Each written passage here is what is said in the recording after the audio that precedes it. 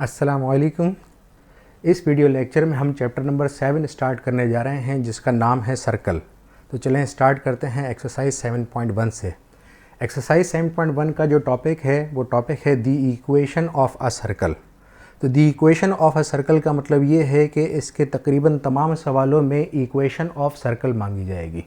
तकरीबन तमाम सवाल स्टार्ट ही इसी वर्डिंग से हो रहे हैं कि find the equation of circle और उससे रिलेटेड फिर डेटा दिया हुआ होगा। तो इक्वेशन ऑफ सर्कल मालूम करने के दो फार्मूले हैं, तो एक एक करके उन फार्मूलों को हम देखते हैं। पहला फार्मूला जिससे हम सर्कल की इक्वेशन मालूम कर सकते हैं उसको हम कहते हैं the standard equation of circle. Equation of circle मालूम करने के लिए स्टैंडर्ड इक्वेशन का फार्मूला हम उस वक्त यूज़ करेंगे जब हमें किसी भी सर्कल का सेंटर दिया हुआ होगा और उसका रेडियस दिया हुआ होगा। सेंटर का एब्सिसा ऑर्डिनेट अगर a, b है और रेडियस r है तो स्टैंडर्ड इक्वेशन का फार्मूला है x माइनस a का square plus y minus b का square is equal to r square. तो इसमें x और y जो हैं वो वेरिएबल हैं और a और b की वैल्यूज़ जो भी सेंटर में एब्सिसा और ऑर्डिनेट दिया हुआ होगा वो पुट होगा और r के बदले जो सर्कल का रेडियस दिया हुआ होगा वो उसमें पुट करके जब इसको सॉल्व करेंगे तो फाइनली हमारे पास सर्कल की इक्वेशन आ जाएगी। अब अगर हमें सवाल ऐसा दिया हुआ है जिसमें हमें सर्कल की इक्वेशन मालूम करनी है और उसमें जो डेटा है उसमें सेंटर और रेडियस नहीं दिया हुआ हो या नहीं निकल सकता हो तो उस वक्त हम दूसरा फार्मूला यूज़ करेंगे जिसको हम कहते हैं the general equation of circle. General equation of circle क्या है? X square plus Y square plus 2gx plus 2fy plus c is equal to 0। इसमें भी इसी तरह दो वेरिएबल्स x और y यूज़ हो रहे हैं लेकिन कॉन्स्टेंट्स g, f और c यूज़ हो रहे हैं। तो जब ये वाली इक्वेशन यूज़ होगी तो उस वक्त सेंटर और रेडियस का फार्मूला क्या होगा? Centre is equal to minus G minus F और रेडियस का फार्मूला होगा r is equal to under root G square plus F square minus C. दोबारा इन फार्मूलों को एक नज़र देख लेते हैं। पहली इक्वेशन क्या थी? The standard equation. और स्टैंडर्ड इक्वेशन क्या है? x माइनस ए का square plus Y minus B का square is equal to R square. a, b इसका सेंटर है और r जो है वो डिनोट करता है रेडियस को। दूसरा फार्मूला जो है वो इसका क्या है? X square plus Y square plus 2gx plus 2fy plus c is equal to 0। और जब ये इक्वेशन यूज़ होगी तो उस वक्त जो सेंटर और रेडियस का फार्मूला होगा centre is equal to minus G minus F and r is equal to G square plus F square minus C. इन दोनों फार्मूलों के बारे में मेन पॉइंट जो जहन रखने का है वो ये है कि जब भी हमें सर्कल की इक्वेशन मालूम करनी है तो पहले हम ये चेक करेंगे कि क्या हमें सेंटर और रेडियस दिया हुआ है या जो भी हमें डेटा दिया हुआ है तो उससे हम सेंटर और रेडियस मालूम कर सकते हैं या नहीं। तो अगर हमारे पास सेंटर और रेडियस आ सकता है तो उस वक्त जो है हम x माइनस ए का square plus Y minus B का square is equal to R square का फार्मूला यूज़ करेंगे। यानी हमारी प्रायोरिटी ये होगी कि हम चेक करेंगे कि स्टैंडर्ड इक्वेशन से सर्कल की इक्वेशन मालूम हो सकती है या नहीं हो सकती।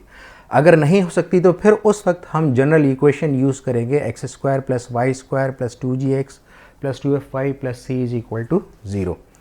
तो अब एक्सरसाइज स्टार्ट करते हैं। अब एक्सरसाइज स्टार्ट करने में अब इसका क्वेश्चन नंबर 1 जो है इसके अंदर जो है ये इसका सिंटैक्स है, इसको आप नोट कर लें। ये जो ऑब्लिक से पहले जो नंबर होगा ये वो है जो मैंने अपनी तरफ से दिया है। अब ये क्वेश्चन नंबर 1 2 3 सीक्वेंसिंग के अंदर चलेगा। ऑब्लिक या स्लैश के बाद जो नंबर दिया हुआ है वो जो करंट एक्सरसाइज चल रही है उसका क्वेश्चन नंबर 1 है। यानी हमारे हिसाब से ये क्वेश्चन नंबर 1 जो है वो एक्सरसाइज 7.1 का क्वेश्चन नंबर 1 का पार्ट 1 है।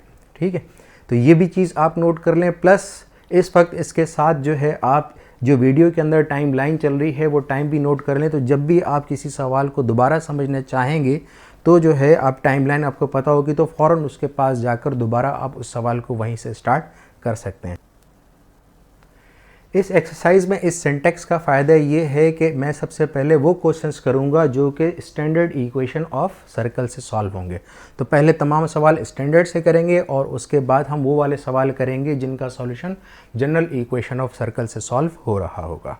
तो चलें स्टार्ट करते हैं। Question number 1, find the equation of the circle having centre at 2, 3 and radius 7। तो ज्योमेट्री के सॉल्यूशंस में हम क्या करते हैं, नॉर्मली सॉल्यूशन या प्रूफ की हेडिंग लगाकर उसके बाद पहले हम फिगर बनाते हैं। तो फिगर के अंदर देखें हमें क्या क्या दिया हुआ है, सेंटर दिया हुआ है वो हमने बना लिया 2,3 और रेडियस इसका क्या दिया हुआ है 7 दिया हुआ है। अब चूंकि सेंटर और रेडियस डायरेक्ट दिया हुआ है तो इसका मतलब क्या है, डायरेक्टली हम फार्मूला यूज़ करेंगे using the formula standard equation x minus A का square plus Y minus B का square is equal to R square. अब ये फार्मूला यूज़ किया तो with a comma B is equal to 2,3 हो गया and r is equal to 7 we have, तो a के बदले ये 2 पुट हो जाएगा और b के बदले 3 पुट हो गया और r की वैल्यू क्या पुट हो जाएगी 7 पुट हो जाएगी। अब a माइनस बी के होल स्क्वायर से x माइनस 2 का स्क्वायर एक्सपेंड करेंगे तो x square minus 4x plus 4 आ जाएगा, प्लस y माइनस 3 का स्क्वायर भी a माइनस बी के होल स्क्वायर से एक्सपेंड करेंगे तो y square minus 6y plus 9 is equal to 7 का स्क्वायर इज इक्वल टू 49। अब हमने इसको एक ख़ास फॉर्म में अरेंज करना है। वो ख़ास फॉर्म क्या है, इसकी जनरल फॉर्म है, ठीक है। जो जनरल इक्वेशन जो हमने पहले देखी थी उसमें आप देखें टर्म्स जो हैं इसके अंदर टोटल 5 टर्म्स हैं लेफ्ट हैंड साइड के अंदर। तो तरतीब क्या है, सबसे पहले एक्स स्क्वायर है, फिर उसके बाद वाई स्क्वायर है, फिर उसके बाद कोफिशिएंट ऑफ एक्स है, फिर उसके बाद कोफिशिएंट ऑफ वाई है और लास्ट में कांस्टेंट इज इक्वल टू 0। तो जब भी इक्वेशन मालूम करने के लिए चाहे स्टैंडर्ड फॉर्म यूज़ हो चाहे बाद के सवालों में जनरल फॉर्म यूज़ होगी, तो हमेशा जो हमें सर्कल का आंसर लाना होगा वो हमें जनरल इक्वेशन में ही लाना होगा। तो इसी वजह से हमने एक्स स्क्वायर के बाद वाई स्क्वायर लिखा, फिर एक्स की टर्म आ गई, फिर वाई की टर्म आ गई, फिर 4 + 9 13 आ गया और ये भी कांस्टेंट हम लेफ्ट हैंड साइड पे ले आएंगे, 49 माइनस 49 हो गया तो इज इक्वल टू 0 की फॉर्म में आएगा और अगले स्टेप में इसका फाइनल आंसर आ जाएगा कि x square plus Y square minus 4x minus 6y minus 36 is equal to 0 और लास्ट में हम लिख देंगे which is the equation of required circle. Next question number 2 जो कि एक्सरसाइज 7.1 का पार्ट 2 है। Find the equation of the circle with centre at -3, -1 and radius equal to √3 units. तो इस सवाल में भी हमें जो है सर्कल का सेंटर और रेडियस दिया हुआ है, सेम उसी तरह की डायग्राम आ गई, फार्मूला भी सेम वही यूज़ हो गया। सिर्फ इसमें नई चीज़ जो बतानी थी वो ये बतानी थी कि अगर सेंटर के अंदर कोई वैल्यू माइनस में भी आ जाए तो एक तो फार्मूले का माइनस है और एक वैल्यू का भी माइनस है, तो माइनस माइनस क्या हो जाएगा प्लस हो जाएगा। तो इस लिहाज से x माइनस -3 का square plus y minus centre का ऑर्डिनेट पुट किया -1 का square is equal to radius √3 का स्क्वायर आ गया। एम्प्लाइज x प्लस 3 का स्क्वायर प्लस y प्लस 1 का स्क्वायर इज इक्वल टू 3। तो इनको भी हमने a प्लस बी के फार्मूलों से एक्सपेंड किया और एक्सपेंड करने के बाद जनरल फॉर्म में अरेंज किया तो इसका हमारे पास आंसर आ गया x square plus Y square plus 6x plus 2y plus 7 is equal to 0 which is the equation of required circle. फिर नेक्स्ट क्वेश्चन है क्वेश्चन नंबर 3 जो कि एक्सरसाइज 7.1 का क्वेश्चन नंबर 14 है। Find the equation of the circle touching each axis in the second quadrant at a distance 5 units from the origin. अब यहाँ देखिए कहीं पर भी हमें सेंटर और रेडियस डायरेक्टली नहीं दिया हुआ, तो यहाँ हमें पहले चेक करना है कि क्या सर्कल का सेंटर और रेडियस निकल सकता है या नहीं निकल सकता। अगर निकल सकता है तो इसका मतलब ये है कि फिर भी हम इसके अंदर standard equation of circle he use करेंगे। तो अब हमें सवाल के अंदर क्या दिया हुआ है, एक सर्कल है जो कि सेकेंड क्वाड्रेंट में लाई करता है, तो सेकंड क्वाड्रेंट के अंदर जो x एक्सिस और y एक्सिस को वो एट ए डिस्टेंस 5 डिस्टेंस पे वो टच करता है। तो सिंपल x एक्सिस और y एक्सिस इस पर टेंजेंट हैं at a distance 5 units from the origin. तो पहले हमने क्या किया, x एक्सिस और y एक्सिस ड्रॉ किया इस तरीके से कि सर्कल सिर्फ हमें सेकंड क्वाड्रेंट के अंदर नज़र आ रहा है और यहाँ पर इसने एट ए डिस्टेंस 5 यूनिट्स जो है वो टच किया है x एक्सिस पे भी और y एक्सिस पे भी। तो इस लिहाज से अगर आप गौर करेंगे तो ये वाला डिस्टेंस x वाला डिस्टेंस भी 5 है और y वाला डिस्टेंस भी 5 है, लेकिन चूंकि ये सेकंड क्वाड्रेंट में है तो और सेकंड क्वाड्रेंट का एब्सिसा नेगेटिव होता है, तो इस लिहाज से इसका जो सेंटर का एब्सिसा बनेगा वो -5 बनेगा और y चूँकि पॉजिटिव है इस लिहाज से इसका ऑर्डिनेट क्या हो जाएगा +5 हो जाएगा और इसका रेडियस भी इज इक्वल टू क्या हो जाएगा 5 हो जाएगा। तो सेंटर इसका हो गया -5,5 और r इज इक्वल टू 5 आ गया। तो यहाँ पर ये देखिए मैंने डायरेक्टली यूज़ नहीं किया कि यूजिंग दी फार्मूला से स्टार्ट किया हो, यहाँ पर बाकायदा लिखना पड़ेगा इस तरीके से, according to the given condition the radius of the required circle is 5 units and its centre is at -5,5। Required circle उस सर्कल को कहते हैं जिस सर्कल की हमें इक्वेशन मालूम करनी होती है। तो इस लिहाज से यहाँ पर क्या आ जाएगा, देयरफॉर जब सेंटर और रेडियस आ गया तो डायरेक्ट हमने फार्मूला यूज़ कर लिया, therefore using the formula x minus a का square plus y minus b का square is equal to r square. उसी तरीके से सेंटर और रेडियस पुट किया और पुट करने के बाद इसको a माइनस बी और a प्लस बी को होल स्क्वायर से एक्सपेंड करके जनरल फॉर्म में अरेंज करेंगे तो हमारे पास इसका आंसर आ जाएगा x square plus Y square plus 10x minus 10y plus 25 is equal to 0 which is the equation of required circle. Next question है find the equation of the circle touching each axis in the fourth quadrant at a distance 6 units from the origin. तो same वही question है लेकिन अब ये fourth quadrant का है और ये eight a distance 6 units touch कर रहा है।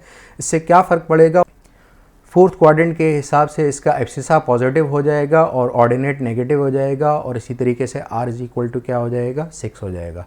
तो पिछला सवाल देखते हुए इसको इसी तरीके से सॉल्व कर लीजिएगा। मैंने सिर्फ इसका आंसर लिखा है x square plus Y square minus 12x plus 12y plus 36 is equal to 0 answer आना चाहिए। तो ये आप खुद सॉल्व कर लीजिएगा।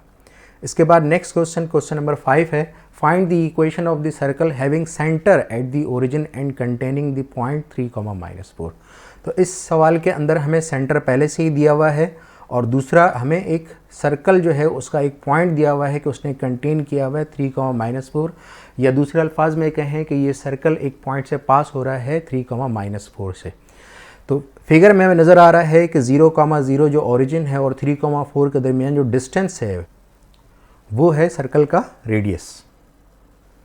तो सर्कल का रेडियस हम मालूम कर सकते हैं point to point distance formula से। तो पहले हम point to point distance formula से रेडियस मालूम करेंगे तो स्टैंडर्ड इक्वेशन के लिए हमारे पास डेटा कंप्लीट हो जाएगा। तो ये भी सवाल स्टैंडर्ड इक्वेशन से ही सॉल्व हो जाएगा। तो सॉल्यूशन क्या है, since radius r is the distance between the centre 0,0 and the point 3,-4 therefore using the formula point to point distance formula हमने अप्लाई किया d is equal to under root x2 minus x1 का square plus y2 minus y1 का square we have.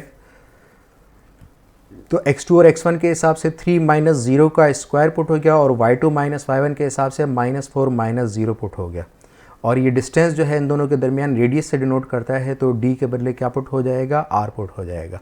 अब इसको हम solve करना शुरू करेंगे तो हमारे पास इसका रेडियस जो आ जाएगा वो क्या आएगा, r is equal to 5 units. अब हमारे पास डेटा कंप्लीट हो गया क्योंकि सेंटर हमें ओरिजिन पहले से ही दिया हुआ था और r इज़ इक्वल टू 5 आ गया। तो now using the formula x minus a का square plus y minus b का square is equal to r square with centre is equal to 0,0 and r is equal to 5 we have x minus 0 का square plus y minus 0 का is equal to 5 का square. तो x square plus Y square is equal to 25 हो गया और general form के लिए इसको भी इज इक्वल टू 0 की फॉर्म में कन्वर्ट किया तो x square plus Y square minus 25 is equal to 0 आ गया which is the equation of required circle. इसके बाद नेक्स्ट क्वेश्चन है find the equation of the circle having -5,6 and 3,-4 the end points of a diameter. अब हमें क्या दिया हुआ है, इसमें एक सर्कल दिया हुआ है जिसमें एक डायमीटर के दोनों एंड पॉइंट्स दिए हुए हैं। तो ये भी स्टैंडर्ड इक्वेशन से आराम से सॉल्व हो सकता है। अगर हम मिड पॉइंट फार्मूला यूज़ करें तो सेंटर जो है इन दोनों पॉइंट्स की मदद से आ जाएगा और सेंटर के बाद सेंटर से किसी भी एक पॉइंट, भले यहाँ से C से लेकर 3,-4 या C से लेकर -5,6 तक दोबारा पिछले सवाल की तरह डिस्टेंस मालूम करेंगे तो हमारे पास क्या आ जाएगा, रेडियस आ जाएगा।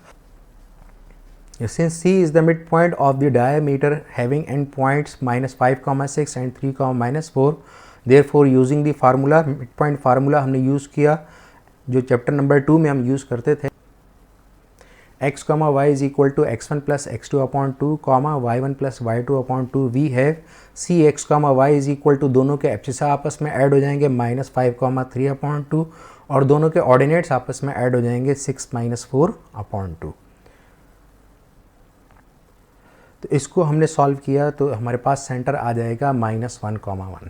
अब इसके बाद है radius since r is the distance between the centre C1 -1,1 जो हमारे पास सेंटर आया और कोई भी एक ने पॉइंट लिया सपोज करें 3,-4 तो therefore using the formula distance formula हमने दोबारा यूज़ किया। तो डिस्टेंस फार्मूला यूज़ किया सेंटर के दरमियान और इस पॉइंट के दरमियान, तो इसके अंदर वैल्यूज़ पुट करेंगे तो इक्वेशन ये बन जाएगी और इसको भी सॉल्व करेंगे तो हमारे पास इसका रेडियस √41 यूनिट्स आ जाएगा। तो now using the formula x minus a का square plus y minus b का square is equal to r square with जो भी हमारे पास सेंटर आया था -1,1 and r is equal to √41 we have. तो इसमें भी इसको पिछले सवालों की तरह सॉल्व किया तो इसका भी हमारे पास आंसर आ जाएगा x square plus Y square plus 2x minus 2y minus 39 is equal to 0 which is the equation of required circle. Next question है find the equation of the circle with centre at point 1, -1 and touching the line 5x plus 12y is equal to 7। अच्छा, यहाँ पर आप note कीजिए कि इसके अंदर जो है हमारे हिसाब से तो क्वेश्चन नंबर 7 है, लेकिन आगे ये लिखा हुआ है क्वेश्चन नंबर 7 ऑफ एक्सरसाइज 7.2। तो एक सवाल इक्वेशन ऑफ सर्कल का एक्सरसाइज 7.2 में था और क्योंकि वो स्टैंडर्ड इक्वेशन से सॉल्व होना था तो उसको भी मैंने यहाँ पर इंक्लूड कर दिया है। तो इसमें क्या दिया हुआ है, एक सर्कल है जिसका हमें सेंटर दिया हुआ है 1, -1 और ये दिया हुआ है कि स्ट्रेट लाइन है जो इसको टच कर रही है, उस स्ट्रेट लाइन की इक्वेशन है 5x plus 12y is equal to 7। अब यहाँ पर हमें ये नज़र आ रहा है कि इसका सेंटर 1, -1 है और इस पॉइंट टू इस लाइन का जो डिस्टेंस है वो बेसिकली रेडियस है। तो यहाँ पर रेडियस मालूम करने के लिए हम पॉइंट टू लाइन का डिस्टेंस फार्मूला अप्लाई करेंगे। डिस्टेंस फार्मूला अप्लाई करके r आ जाएगा तो सेंटर और रेडियस हमारे पास आ जाएगा, तो हम दोबारा स्टैंडर्ड इक्वेशन से सर्कल की इक्वेशन मालूम कर लेंगे। The given equation of line is 5x plus 12y is equal to 7। तो पहले हमने इसको अरेंज कर लिया इज इक्वल टू 0 की फॉर्म में। जब हम distance formula point to line वाला यूज़ करते हैं तो पहले हम डिफाइन करते हैं कि स्ट्रेट लाइन की इक्वेशन के अंदर a, b और c क्या है। तो a जो है वो कोफिशिएंट ऑफ x 5 आ गया, b जो है वो कोफिशिएंट ऑफ y 12 आ गया और c is equal to constant term -7 आ गई। चूँकि रेडियस r जो है वो सेंटर 1, -1 से लेकर line 5x plus 12y is equal to 7 का पॉइंट टू लाइन डिस्टेंस है, तो हमने डिस्टेंस फार्मूला यूज़ किया d is equal to mod of ax1 plus by1 plus c upon under root a square plus b square, जो कि point to line distance formula है। इसके अंदर a b c की वैल्यूज़ जो हैं a is equal to 5, b is equal to 12 और c is equal to -7 put हो जाएंगी और x1 y1 के बदले 1, -1 जहाँ से वो point to line distance formula use किया जाता है वो इसके अंदर हम पुट करते हैं। तो जब हमने ये तमाम वैल्यूज़ इस फार्मूले के अंदर पुट की तो रेडियस की वैल्यू जो है वो क्या पुट हो जाएगी, mod of a b c 5 12 -7 और x1 y1 के बदले 1 पुट हो गया अपॉन अंडर रूट a के बदले 5 और b के बदले 12 पुट हो गया under root a square plus b square. और फिर हम इसको इससे सॉल्व करेंगे तो हमारे पास r की वैल्यू आ जाएगी 14/13। तो सेंटर हमें पहले से ही सवाल के अंदर दिया हुआ था, रेडियस हमने मालूम कर लिया, तो अब हम फार्मूला यूज़ करेंगे स्टैंडर्ड इक्वेशन का x माइनस a का square plus y minus b का square is equal to r square. तो सेंटर 1, -1 आ गया और r is equal to 14/13 we है। तमाम वैल्यूज़ पे पुट करके सॉल्व करेंगे तो हमारे पास यहाँ पर देखिए x -1 का स्क्वायर प्लस y प्लस 1 का स्क्वायर इज इक्वल टू 14/13 का स्क्वायर आ गया। अब ये तो हमने a माइनस बी और a प्लस बी के स्क्वायर से एक्सपेंड कर दिया, लेकिन r की वैल्यू देखें अपॉन में आ गई है। तो अपॉन से इसको ख़त्म करने के लिए क्या करेंगे, 169 को हमने क्रॉस मल्टीप्लाई किया और इस पूरी वैल्यू को इसके अंदर हमने मल्टीप्लाई कर दिया और 196 को भी लाकर माइनस करके जनरल फॉर्म में अरेंज करेंगे तो यहाँ पर हमारे पास आंसर आ गया 169x square plus 169y square minus 338 8x minus 338y plus 142 is equal to 0 which is the equation of required circle. अच्छा, यहाँ पर एक बड़ी इंपॉर्टेंट बात बतानी है, वो ये कि जब भी हमारे पास सर्कल की इक्वेशन का आंसर आता है तो उसमें हमेशा एक्स स्क्वायर और वाई स्क्वायर का कोफिशिएंट सेम होता है और दोनों के दरमियान हमेशा प्लस का साइन आता है। दोनों का साइन हमेशा सेम होता है पॉजिटिव और दोनों का कोफिशिएंट भी सेम होता है। ये जनरल इक्वेशन के अंदर सर्कल की इक्वेशन की पहचान है। तो चलिए नेक्स्ट क्वेश्चन की तरफ आते हैं। Show that the equations x is equal to k cos alpha and y is equal to k sin alpha represent a circle with its center at the origin and radius equal to k। तो इस सवाल में ये कह रहा है कि x is equal to k cos alpha और y is equal to k sin alpha, ये दो इक्वेशंस एक सर्कल को रिप्रेजेंट करते हैं, या दूसरे अल्फाज में कहते हैं कि इन दोनों की मदद से हम एक सर्कल की इक्वेशन मालूम कर सकते हैं जिसका सेंटर ओरिजिन पे आना चाहिए और रेडियस किसके बराबर होना चाहिए, k के बराबर होना चाहिए।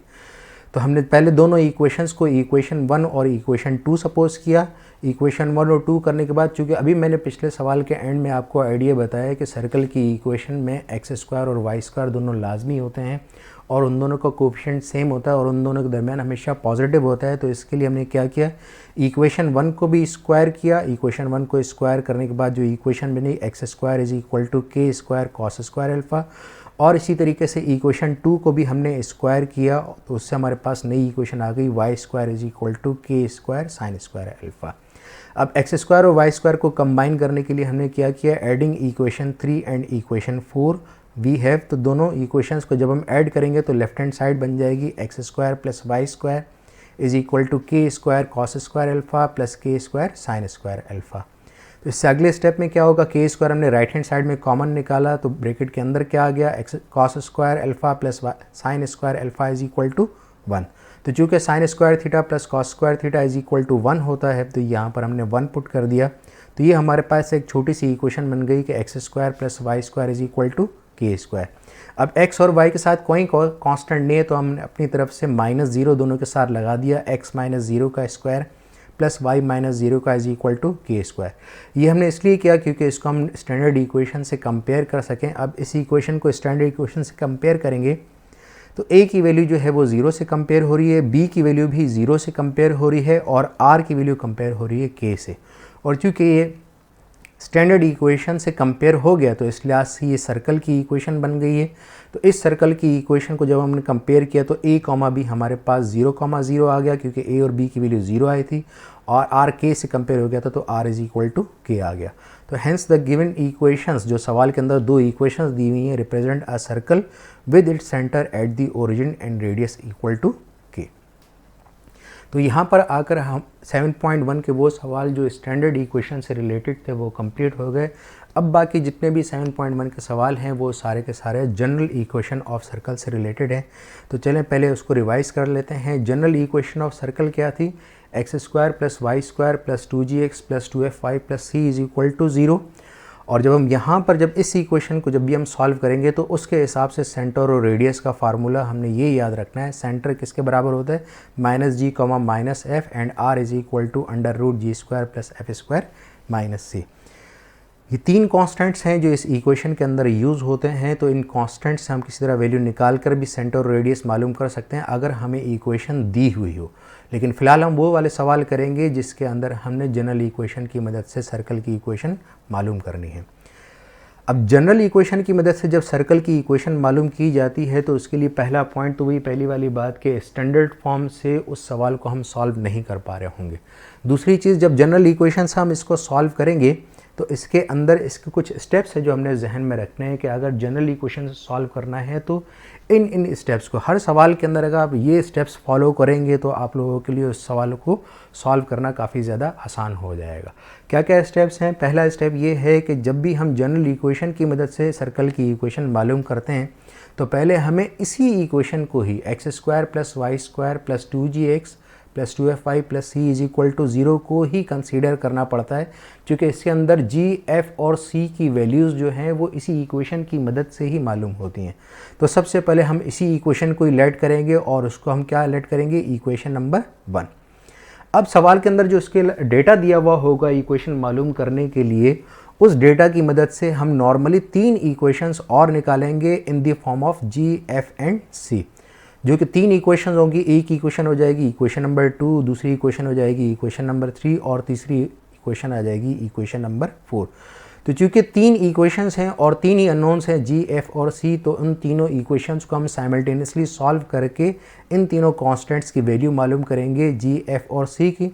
जब तीनों की वैल्यूज़ आ जाएंगी तो हम इन तीनों की वैल्यूज़ को उठाकर जो है g, f और c को इक्वेशन 1 में पुट करेंगे तो हमारे पास सर्कल की इक्वेशन का आंसर आ जाएगा। तो चलें एक एक करके स्टार्ट करते हैं। अब ये तरतीब वही है, पहले 8 क्वेश्चंस हो चुके थे तो उस तरतीब के हिसाब से ये क्वेश्चन नंबर 9 है और एक्सरसाइज के हिसाब से ये क्वेश्चन नंबर 5 का पार्ट 1 है। सवाल क्या है, find the equation of the circle through the points 3,0, 0, -2 and -3,4। यानी इस सवाल में हमें एक सर्कल की इक्वेशन मालूम करनी है जिसके 3 पॉइंट्स दिए हुए हैं कि ये सर्कल इन 3 पॉइंट से पास हो रहा है। अब यहाँ पर आप गौर करेंगे तो इस डेटा से हम सर्कल का सेंटर या रेडियस मालूम नहीं कर सकते। तो इसका मतलब ये है कि हम इसकी स्टैंडर्ड इक्वेशन से इसको सॉल्व नहीं कर सकते। अब ये कंफर्म हो गया कि जब ये जनरल इक्वेशन से मालूम होगा तो जो मैंने आपको स्टेप्स बताए उसी के हिसाब से पहला स्टेप क्या था, लेट करना है इसी इक्वेशन को x square plus Y square plus 2gx plus 2fy plus c is equal to 0, इसको इक्वेशन नंबर 1 किया, be the equation of required circle. अब तीन कंडीशंस, जो तीन इक्वेशंस बनेंगी, इक्वेशन नंबर 2, 3 और 4, तीनों की फिलहाल कंडीशन सेम दी हुई है, तीनों ही पॉइंट की फॉर्म में दी हुई हैं। तो जब भी, अब पहली चीज़ ये याद रखनी, जब भी इस जनरल इक्वेशन के अंदर जीएफसी की इक्वेशन मालूम करने के लिए पॉइंट की फॉर्म दी हुई होगी, तो उससे जीएफसी की इक्वेशन कैसे बनेगी, उसके अंदर वो हम पॉइंट सेटिस्फाई करेंगे, क्योंकि पहले से ही सवाल में दिया हुआ है कि सर्कल उस पॉइंट से पास हो रहा है। तो ये एक रूल है कि अगर कोई कर्व किसी पॉइंट से पास हो रहा है तो हमें इजाज़त होती है कि हम वो पॉइंट उस कर्व की इक्वेशन में पुट कर सकें। तो एक एक करके हम पुट करते हैं और उससे देखिए जीएफसी की इक्वेशंस आती जाएंगी। तो पहला पॉइंट हमने 3,0 पुट किया, किस वर्डिंग के साथ कि since the required circle is passing through point 3,0 therefore satisfying this point in equation 1 we have. अब जहाँ जहाँ पर x है, सेटिस्फाई कैसे होगा, इस इक्वेशन के अंदर जहाँ जहाँ पर x है उसके बदले इस पॉइंट का एब्सिसा 3 पुट हो जाएगा, और जहाँ जहाँ पर y है उसके बदले इस पॉइंट का ऑर्डिनेट 0 पुट हो जाएगा। तो हमारे पास क्या आ जाएगा, 3 का स्क्वायर प्लस 0 का square plus 2g into 3 plus 2f into 0 plus c is equal to 0। अब इसको सॉल्व करेंगे तो ये हमारे पास 9 plus 0 plus 6g plus 0 plus c is equal to 0 आएगा। तो इस इक्वेशन को हम अरेंज करेंगे। अरेंजमेंट का तरीका क्या है, सबसे पहले कोफिशिएंट ऑफ g आएगा, फिर कोफिशिएंट ऑफ f आएगा, फिर c आएगा और लास्ट में कांस्टेंट आ जाएगा। तो चूंकि इसमें ऑर्डिनेट 0 दिया हुआ था, इस वजह से f का कोफिशिएंट इसके अंदर नहीं आया। तो बहरहाल पहला पॉइंट पुट किया तो हमारे पास इक्वेशन नंबर 2 आ गई। इसी तरीके से सवाल के अंदर जो दूसरा पॉइंट दिया हुआ था, सेम उसी वर्डिंग है, since the required circle is passing through 0, -2 therefore satisfying this point in equation 1 we have 0 का स्क्वायर प्लस -2 का स्क्वायर। उसी तरह x और y के बदले हमने 0 और -2 पुट किया, उसको सॉल्व किया तो इस तरीके से हमारे पास इक्वेशन 3 आ गई। फिर इसी तरीके से हमने तीसरा पॉइंट, क्योंकि तीसरी कंडीशन भी पॉइंट की ही दी हुई थी, तो इसको भी हमने इक्वेशन नंबर 1 में पुट करके जी एफ सी की तीसरी इक्वेशन, जो हमारे लिए इक्वेशन नंबर 4 आ जाएगी, वो हमने निकाल ली है। अब हमारे पास 3 इक्वेशंस आ गई हैं जी एफ सी की फॉर्म में। अब हमने इन तीनों को साइमल्टेनियसली सॉल्व करना है।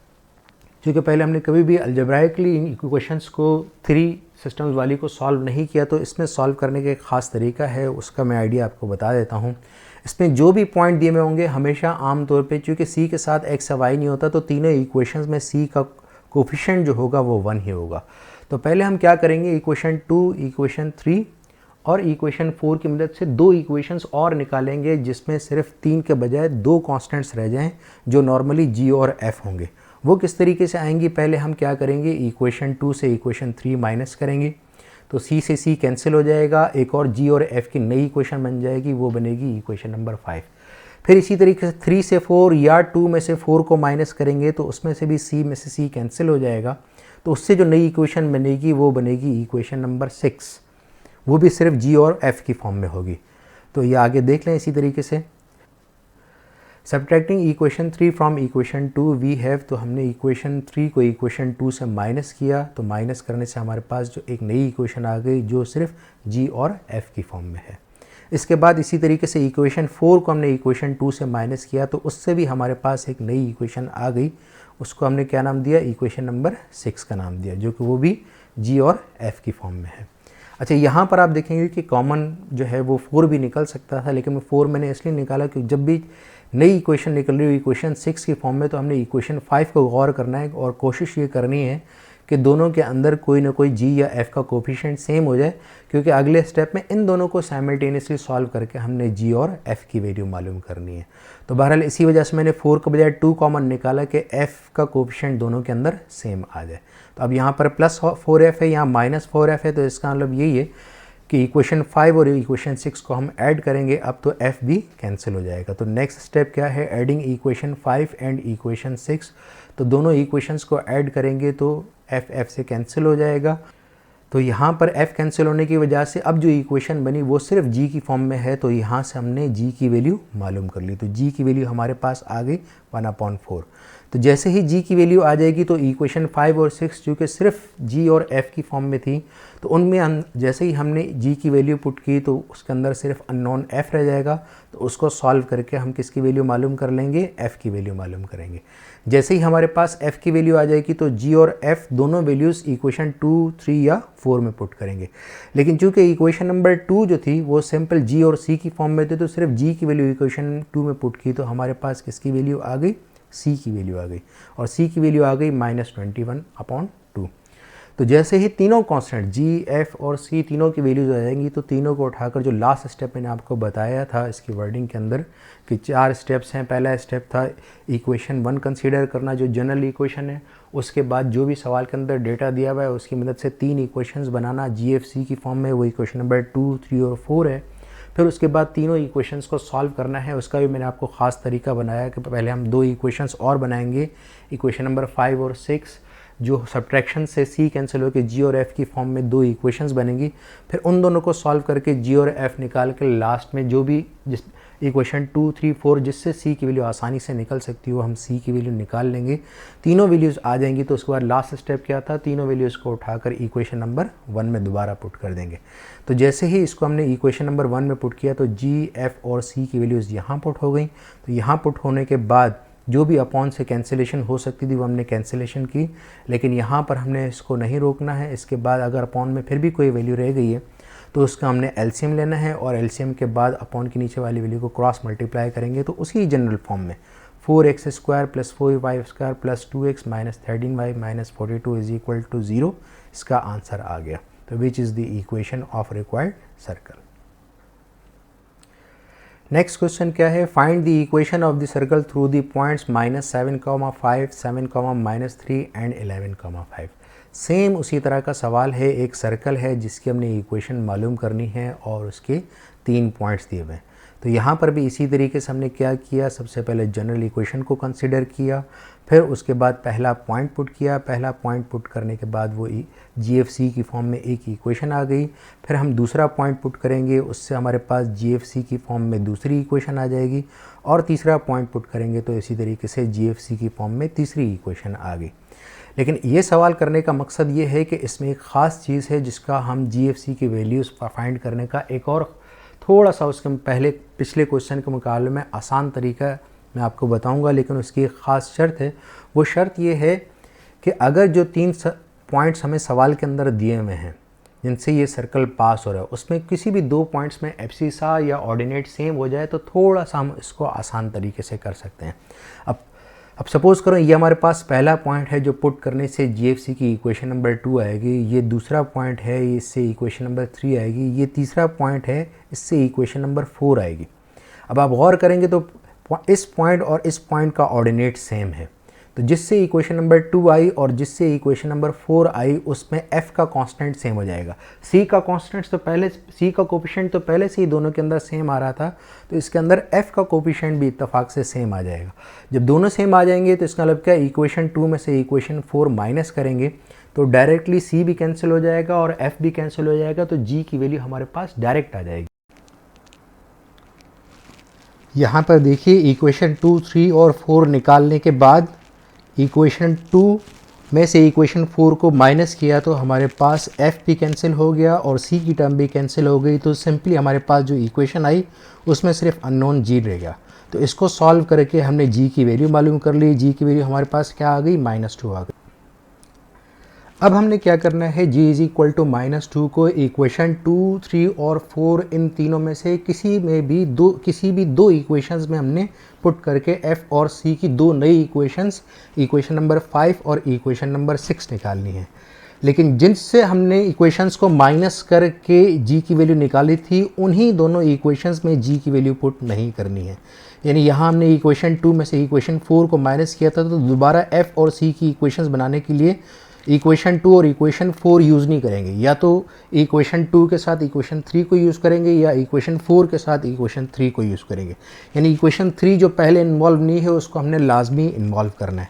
तो इसीलिए मैंने क्या किया है, g की वैल्यू को g = -2 को एक इक्वेशन 2 में पुट किया और एक इक्वेशन 3 में पुट कर दिया। दोनों को पुट करने से f और c की हमारे पास 2 इक्वेशंस आ गई और इससे हमें ये भी फ़ायदा हो गया, यहाँ पर देखने की भी ज़रूरत नहीं है कि कोई कोफिशिएंट सेम आ रहा है या नहीं आ रहा 5 और 6 को बाद में सॉल्व करने के लिए, क्योंकि दोनों में ऑटोमेटिकली सी का कोफिशिएंट सेम आ जाएगा। तो 5 और 6 को सॉल्व करते हैं। 5 और 6 में कोफिशिएंट सी सेम है तो दो सब्ट्रैक्ट करेंगे इक्वेशन 6 को इक्वेशन 5 से, तो सी कैंसिल हो जाएगा। इक्वेशन हमारे पास एफ़ की फॉर्म में आ जाएगी। उसको सॉल्व कर हमने एफ़ की वैल्यू मालूम कर ली, और फिर उसके बाद इक्वेशन 5 या इक्वेशन 6 दोनों में से किसी एक में भी एफ़ की वैल्यू पुट करके हम किसकी वैल्यू निकाल लेंगे, सी की वैल्यू निकाल लेंगे। तो इस तरीके से जी, एफ़ और सी की वैल्यूज़ तीनों तरीके से हमारे पास आ जाएंगी। तो पिछले सवाल में क्या था, पिछले सवाल में जी, एफ, सी की वैल्यू की जो इक्वेशंस थी उनको सॉल्व करने का तरीका ये था कि पहले हमने 2 में से 3 और 2 में से 4 माइनस किया, फिर उसके बाद हमारे पास सी कैंसिल होने के बाद जी और एफ़ की इक्वेशंस बनी थी। लेकिन इस सवाल में मैंने क्या बताया कि अगर किसी सवाल के अंदर सर्कल के किसी भी 2 पॉइंट्स के अंदर एब्सिसा या ऑर्डिनेट सेम हो जाए तो उनसे जो इक्वेशंस आती हैं उनको डायरेक्टली माइनस करके एक हम वैल्यू निकालते हैं, और वो वैल्यू निकालने के बाद फिर जी, एफ, सी की 3 में से किसी भी 2 इक्वेशंस में पुट करने के बाद हम एफ़ और सी या जी और सी की इक्वेशन निकाल लेते हैं। तो उससे हमारे पास इक्वेशन 5 और 6 इस तरह से आसान आ जाती है कि उनमें सी को कोफिशिएंट सेम हो जाता है और वो आसानी से सॉल्व हो जाती है। तो हमारा लास्ट स्टेप वही है जो पिछले सवाल में था कि जब तीनों जी, एफ, सी की वैल्यूज़ आ जाएंगी हमारे पास तो हम उन तीनों को इक्वेशन 1 में पुट करके रिक्वायर्ड सर्कल की हम इक्वेशन मालूम कर लेंगे। तो इस सवाल का आंसर है x square plus Y square minus 4x minus 9y minus 57 is equal to 0। Next question है prove that the equation of circle through the points p, 0, q, 0 and 0, r is r bracket x square plus Y square minus r bracket p plus q x minus r square plus p q y plus p q r is equal to 0। तो इस सवाल में भी देखिए इसी तरीके से 3 points दिए हुए हैं और हमें उसका आंसर भी सवाल में ही दिया हुआ है, हमें इक्वेशन ऑफ सर्कल मालूम करनी है। तो इस वजह से ये मैंने सवाल सॉल्व नहीं किया, पिछले जो 2 सवाल हमने किए हैं उसी तरीके से आप इस सवाल को सॉल्व खुद कर लीजिएगा, और आंसर इसका मेंशन करने की ज़रूरत नहीं है क्योंकि ऑलरेडी सवाल के अंदर इसका हमें आंसर दिया हुआ है। नेक्स्ट क्वेश्चन नंबर 12 है show that the 4 points 3, 4, -1, -4, -1, 2 and 3, 6 are concyclic and find the equation of the circle on which they lie. तो यहाँ पर अब 3 के बजाय एक सर्कल के 4 पॉइंट्स दिए हुए हैं और 4 पॉइंट्स को हमने क्या साबित करना है, कॉन्साइक्लिक साबित करना है। कॉन्साइक्लिक का क्या मतलब है कि एक ही सर्कल उन चारों पॉइंट से पास हो रहा है, ये हमने साबित करना है। तो इस क्वेश्चन को सॉल्व करने के लिए पहले हम क्या करेंगे, पहले हम इक्वेशन ऑफ सर्कल मालूम करेंगे। इक्वेशन ऑफ सर्कल हम पिछले सवालों की तरह ही मालूम करेंगे। इन 4 में से पहले 3 पॉइंट्स की मदद से जी, एफ, सी की हम 3 इक्वेशंस बनाएंगे और उससे हम एक सर्कल की इक्वेशन मालूम कर लेंगे। जब सर्कल की इक्वेशन हमारे पास आ जाएगी तो उसके बाद उस इक्वेशन के अंदर जो रिमेनिंग पॉइंट है वो हम पुट करेंगे। अगर वो वाला पॉइंट उस आंसर को सेटिस्फाई कर गया तो ये चारों पॉइंट्स क्या साबित हो जाएंगे, कॉन्साइक्लिक साबित हो जाएंगे। तो आइए देखते हैं, सबसे पहले उसी स्टेप्स के हिसाब से स्टार्ट करते हैं। पहले हमने x square plus Y square plus 2gx plus 2fy plus c is equal to 0 उसको इक्वेशन नंबर 1 कंसीडर किया रिक्वायर्ड सर्कल का। फिर उसके बाद एक एक पॉइंट पुट करके पहला पॉइंट 3, 4 पुट किया, उससे हमारे पास GFC की एक इक्वेशन आ गई। फिर उसके बाद दूसरा पॉइंट पुट किया, उससे इक्वेशन 3 आ जाएगी। फिर इसी तरीके से तीसरा पॉइंट पुट किया, उससे हमारे पास इक्वेशन नंबर 4 आ जाएगी। ठीक है, फिर इसके बाद हम इसमें दोबारा देखते हैं, इस सर्कल के अंदर हमने सर्कल की इक्वेशन मालूम करने के लिए ये 3 पॉइंट्स कंसीडर किए, पहला पॉइंट, दूसरा पॉइंट और तीसरा पॉइंट। अब यहाँ आपको नज़र आ रहा है कि दूसरा और तीसरा जो पॉइंट है जिससे इससे इक्वेशन नंबर 3 बनी होगी -1, -4 और -1, 2 से इक्वेशन नंबर 4 बनी होगी। और तो इन दोनों पॉइंट्स में एब्सिसा जो है सेम है। इसका मतलब ये है कि इक्वेशन 3 में से इक्वेशन 4 को माइनस करने से एब्सिसा की वजह से जी का कोफिशिएंट सेम आया होगा तो वो भी कैंसिल हो जाएगा और इसके साथ सी भी कैंसिल हो जाएगा, तो एफ़ की वैल्यू हमारे पास डायरेक्ट आ जाएगी। तो आइए देखते हैं, पहले हम क्या करेंगे, जब इक्वेशन 2, 3 और 4 आ जाएगी तो हमने क्या किया, इक्वेशन 3 में से इक्वेशन 4 को माइनस किया। माइनस करने से जी और सी का कोफिशिएंट कैंसिल हो गया, तो नई जो इक्वेशन आई उसमें सिर्फ f है, तो वहाँ से उसको सॉल्व करके हमने f की वैल्यू मालूम कर ली। जब f की वैल्यू आ गई तो फिर हमने दोबारा इक्वेशन 5 और इक्वेशन 6 बनाने के लिए f को 2, 3, 4 किसी भी दो में हमने पुट करना है, लेकिन इसके लिए मैंने बताया था हम उन्हीं दोनों इक्वेशंस के अंदर दोबारा पुट नहीं करेंगे जिनको हमने सब्ट्रैक्ट किया था। तो इस सवाल में हमने जो है 3 में से 4 को माइनस किया था, तो 2 चूँकि इन्वॉल्व नहीं हुई थी तो एक तो हमने इक्वेशन 2 में पुट कर दिया, बाकी हमारी मर्ज़ी है चाहे 3 में 4 पुट कर दें या 4 में पुट कर दें। तो हमने 2 और 3 में पुट किया तो इससे हमारे पास g और c की दो नई इक्वेशंस आ गई। फिर 5 और 6 को हमने साइमल्टेनियसली सॉल्व किया, दोनों में c का कोफिशिएंट सेम है, तो इसमें से भी हमने 5 और 6 को सब्ट्रैक्ट किया, तो c कैंसिल हो जाने के बाद जो इक्वेशन आई वो g की फॉर्म में है, तो वहाँ से हमने g की वैल्यू निकाल ली, और जैसे ही g की वैल्यू आ गई तो g को हमने इक्वेशन 5 में पुट करके c की वैल्यू भी निकाल ली। तो जैसे ही तीनों के कांस्टेंट्स आ गए तो हमने उनको इक्वेशन नंबर 1 में पुट कर दिया। 1 में पुट करने से हमारे पास रिक्वायर्ड सर्कल की इक्वेशन आ गई। लेकिन ये इसका कंप्लीट आंसर नहीं है, इसके दो आंसर्स थे। पहला आंसर तो हमारे पास आ गया, दूसरा हमने एक और चीज़ करनी थी कि हमने चारों पॉइंट्स को कॉन्साइक्लिक साबित करना था। अब पहले 3 पॉइंट्स की मदद से तो कंफर्म हो गया कि ये सर्कल उन्हीं पॉइंट से पास हो रहा है, क्योंकि उन्हीं की मदद से हमने सर्कल की इक्वेशन मालूम की है। अब हम क्या करेंगे, जो रिमेनिंग पॉइंट है, now if the given points are concyclic then the remaining point, जो चौथा पॉइंट है 3, -6 मस्ट सेटिस्फाई इक्वेशन नंबर 7। जो रिक्वायर्ड सर्कल की इक्वेशन है ये उसको हमने क्या सपोज किया था, इक्वेशन नंबर 7। तो जैसे ही इसको सेटिस्फाई करेंगे, यानी जहाँ जहाँ x है उसके बदले 3 पुट करेंगे और जहाँ जहाँ y है उसके बदले -6 पुट करेंगे और उसको सॉल्व करेंगे, तो फाइनली हमारे पास क्या आ जाएगा, 0 = 0 आ गया, left hand side = right hand side, जिससे कंफर्म हो गया कि चारों के चारों पॉइंट्स कॉन्साइक्लिक है और equation of required circle is x² + y² - 6x + 2y - 15 = 0। Next question है find the equation of the circle circumscribing the triangle whose vertices are 1, -2, -5, 2 and 3, 4। तो इस सवाल में भी हमें एक सर्कल की इक्वेशन मालूम करनी है जो एक सर्कमस्क्राइब सर्कल है, एक ट्रायंगल का। किसी भी ट्रायंगल का सर्कमस्क्राइब सर्कल क्या होता है, जो उस ट्रायंगल के वर्टिसेस से पास हो रहा हो। तो ये भी सवाल पिछले सवालों की तरह ही है, क्योंकि according to the given condition ये सर्कल जो है ट्रायंगल के वर्टिसेस से पास हो रहा है, तो ये भी 3 पॉइंट से पास हो रहा है, 1, -2, -5, 2 एंड 3, 4। तो इस सवाल को भी आप खुद सॉल्व कर लीजिएगा। इसकी इक्वेशन का आंसर यहाँ दिया हुआ है, 11x² + 11y² + 16x - 42y - 155 = 0। Next question है find the equation of the circle which passes through the origin and cuts of intercepts = 3 and 4 from the axis. इसमें हमें ऐसे सर्कल की इक्वेशन मालूम करनी है जो कि ओरिजिन से पास हो रहा है और दो इसके इंटरसेप्ट्स दिए हमें। अब तरतीब के हिसाब से पहला इंटरसेप्ट जो होगा वो x इंटरसेप्ट कहलाएगा और दूसरा इंटरसेप्ट जो होगा वो y इंटरसेप्ट कहलाएगा। तो इस लिहाज से x इंटरसेप्ट 3 है तो ये वाला पॉइंट हमारे पास 3, 0 आ जाएगा, और y इंटरसेप्ट जो कि 4 है तो ये वाला पॉइंट हमारे पास 0, 4 आ जाएगा। तो यहाँ पर भी आप देखेंगे कि ये रिक्वायर्ड सर्कल जो है 3 पॉइंट से पास हो रहा है, तो ये भी इसी तरीके से ही सॉल्व होगा जिस तरह हमने पिछले सवाल सॉल्व किए।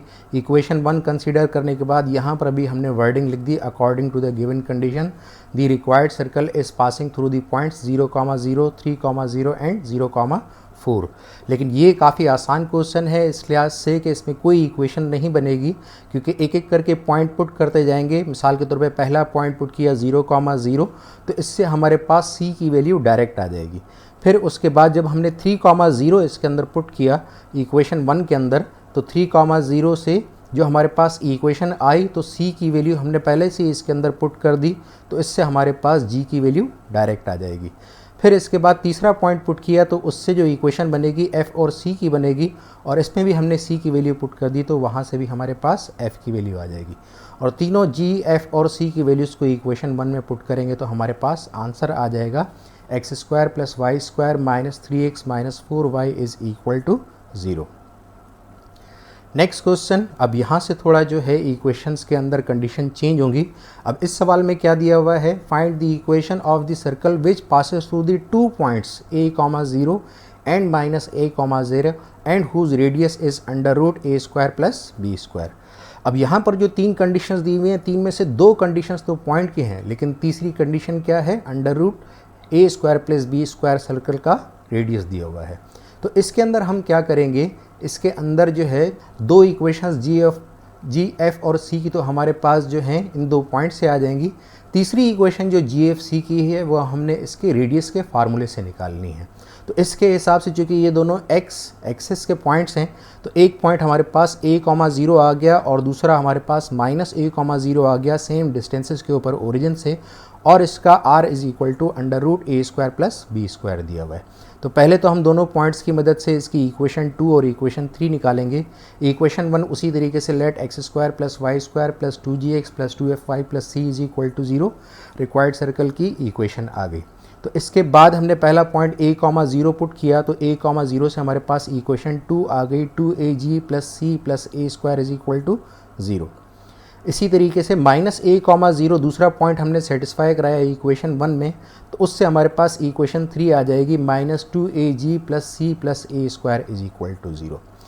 तो इस सवाल में इक्वेशन 4 निकालने का तरीके चेंज हो गया। इसमें हमें क्या दिया हुआ है, रेडियस r =√a² + b²। तो इसमें r के नीचे जो है r का फार्मूला जो हमने डिस्कस किया था वह है √g² + f² - c, इसके अंदर पुट हो गया। Right hand side as it is √a² + b²। तो इक्वेशन को आसान करने के लिए हमने स्क्वायरिंग बोथ साइड्स कर दिया। स्क्वायरिंग बोथ साइड्स करने से हमारे पास इक्वेशन 4 आ गई g² + f² - c =√a² + b²। तो अब हमारे पास पहले 2 पॉइंट्स चूँकि आसान थे और इसमें दोनों इक्वेशंस इक्वेशन 2 और 3 सिर्फ g और c की फॉर्म में बनी है, तो हमें इक्वेशन 5 और 6 बनाने की ज़रूरत नहीं है।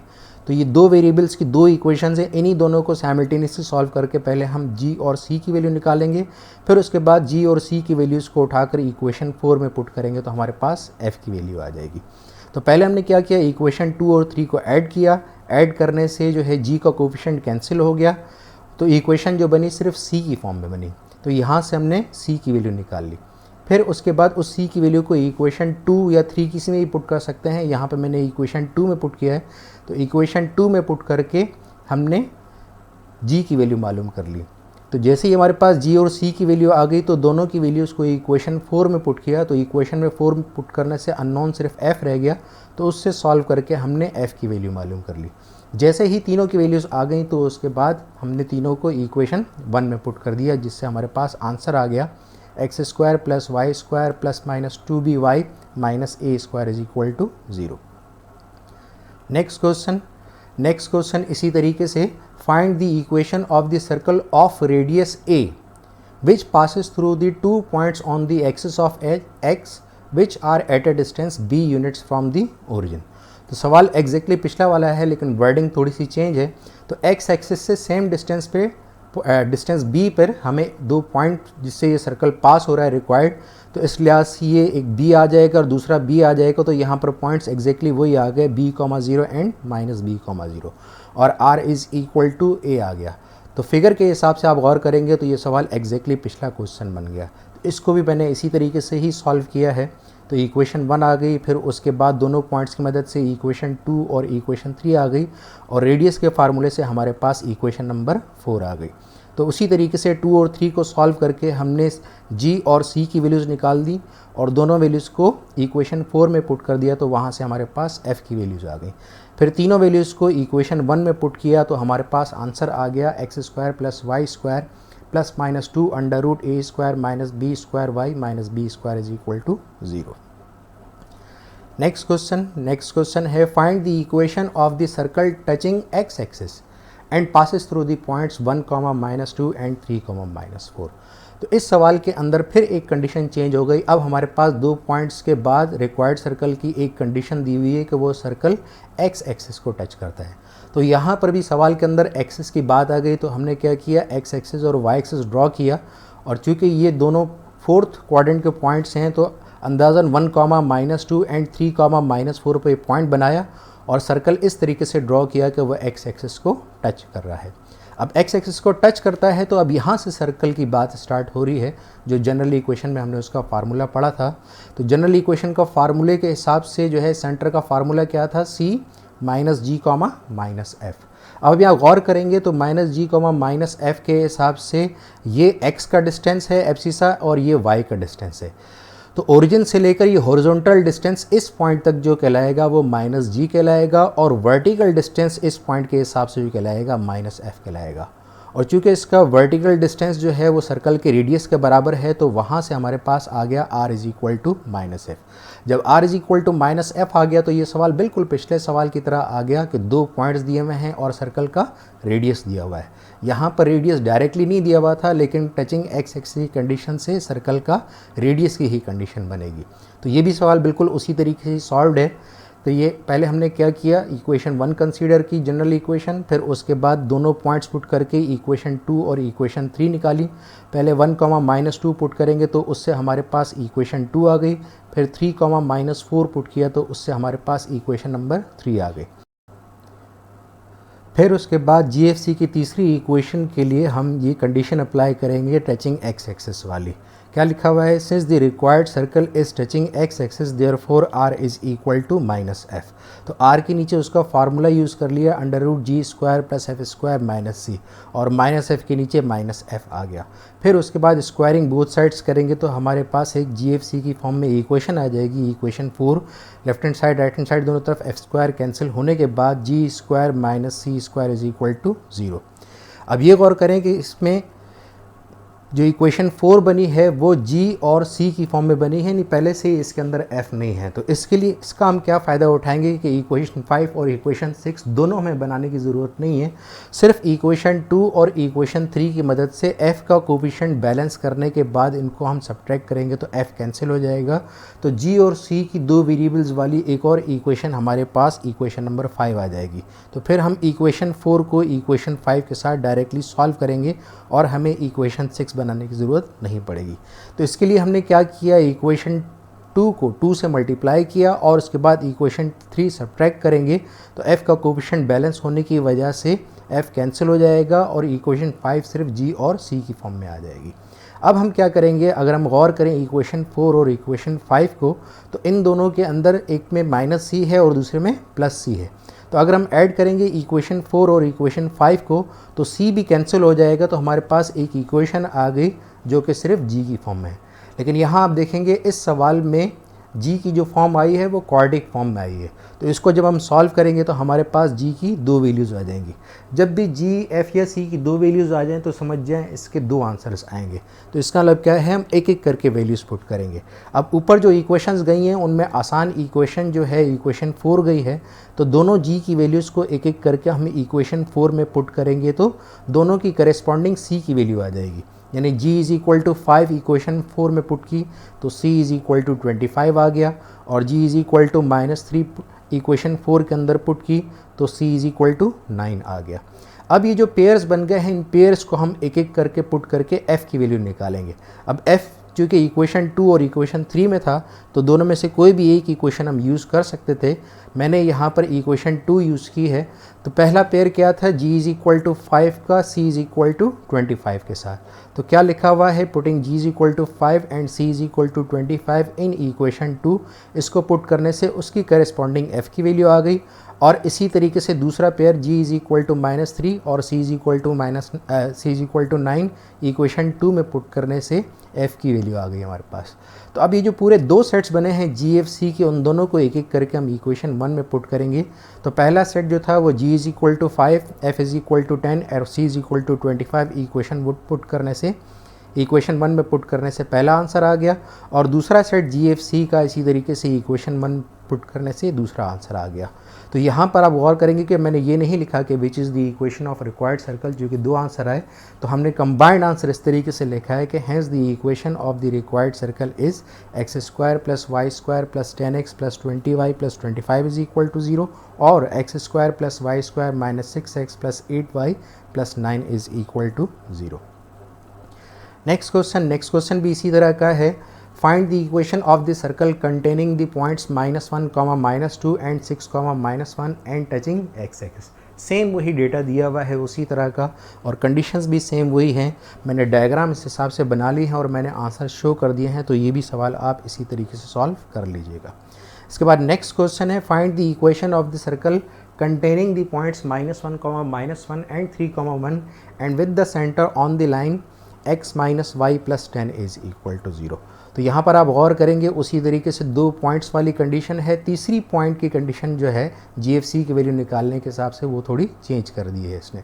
क्या लिखा हुआ है इसके अंदर कि रिक्वायर्ड सर्कल का जो सेंटर है वो एक स्ट्रेट लाइन के ऊपर है, उसकी इक्वेशन दी हुई है x minus y plus 10 is equal to 0। तो यहाँ आप देखेंगे इसकी फिगर बिल्कुल हमने उसी हिसाब से बनाई, 2 पॉइंट्स जिससे ये रिक्वायर्ड सर्कल पास हो रहा है और इसका सेंटर -g, -f है जिससे ये स्ट्रेट लाइन पास हो रही है। उसकी इक्वेशन दी हुई है x minus y plus 10 is equal to 0।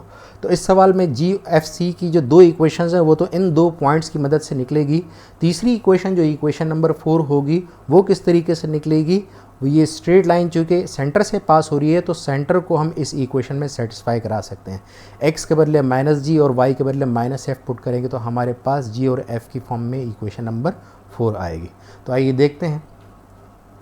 पहली इक्वेशन वही x² plus y² plus 2gx plus 2fy plus c is equal to 0 equation 1 required circle की इक्वेशन हो गई।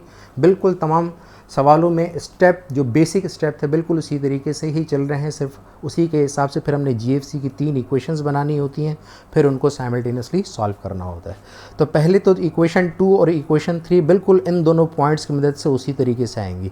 तो पहले हमने -1, इक्वेशन 1 में सेटिस्फाई कराया तो GFC की फॉर्म में हमारे पास इक्वेशन नंबर 2 आ गई। फिर उसके बाद 3, -1 इक्वेशन 1 में सेटिस्फाई कराया तो उससे हमारे पास इक्वेशन नंबर 3 आ गई। फिर उसके बाद हमने क्या लिखा है, सेंटर वाले वही कंडीशन के लाइन जो है वो कंटेन करती है सेंटर को कि since the centre of the required circle -g, -f is on the line x minus y plus 10 is equal to 0, therefore satisfying the centre that is -g, -f in the equation of the line we have. तो इस line की equation में इस x के बदले -g put हो गया, ये वाला माइनस आ गया एज इट इज़, और इस y के बदले क्या पुट हो गया -f plus 10 is equal to 0। तो इससे हमारे पास इक्वेशन नंबर 4 आ गई। अब यहाँ पर आप गौर करेंगे तो यहाँ पर सिर्फ 2 कॉन्स्टेंट्स g और f की फॉर्म में हमारे पास इक्वेशन आ गई। तो इसका मतलब क्या है, यहाँ पर पहले से ही c इसके अंदर नहीं है। तो सिंपली हम क्या करेंगे, इक्वेशन 2 में से इक्वेशन 3 को माइनस करेंगे तो g और f की फॉर्म में हमारे पास क्या आ जाएगी, इक्वेशन 5 आ जाएगी। तो 2 में से 3 माइनस किया और माइनस करने से c कैंसिल हो गया, c कैंसिल करने से आगे हमने सॉल्व किया तो हमारे पास ये इक्वेशन नंबर 5 आ गई। इसके लिए भी इक्वेशन नंबर 6 बनाने की ज़रूरत नहीं है क्योंकि ऑलरेडी इक्वेशन 4 में c नहीं था। अब इक्वेशन 4 और इक्वेशन 5 ये 2 इक्वेशंस ऐसी हैं जिसके अंदर 2 कांस्टेंट सिर्फ g और f हैं। तो इसमें भी देखेंगे तो f के कोफिशिएंट सेम हैं, तो डायरेक्टली दोनों को जब हम सब्ट्रैक्ट करेंगे 4 और 5 को, तो subtracting equation 5 from equation 4 we have, तो सब्ट्रैक्टिंग करने से f भी कैंसिल हो जाएगा। तो जो हमारे पास इक्वेशन आई उसमें सिर्फ g अननोन रह गया। तो सॉल्व करके हमने g की वैल्यू मालूम कर ली। अब g की वैल्यू इक्वेशन ये 4 या इक्वेशन 5 किसी में भी पुट कर सकते हैं, किसी भी एक में पुट करके हम f की वैल्यू निकालेंगे। मैंने यहाँ पर इक्वेशन 4 में पुट की है, तो इक्वेशन 4 में हमने g की वैल्यू पुट की तो वहाँ से हमारे पास क्या आ गई, f की वैल्यू आ गई। तो जैसे ही g और f दोनों की वैल्यू आ गई तो इक्वेशन 2 या इक्वेशन 3 किसी भी एक में हमने पुट करनी है इक्वेशन c की वैल्यू मालूम करने के लिए। तो हमने इक्वेशन 3 में पुट किया है तो इक्वेशन 3 में g और f दोनों की वैल्यूज़ पुट करके सॉल्व किया तो उससे हमारे पास c की वैल्यू आ गई। जैसे ही तीनों कांस्टेंट्स की वैल्यू आ गई तो लास्ट स्टेप हमें पहले से ही पता है, तीनों वैल्यूज़ को हमने इक्वेशन 1 में पुट कर देना है।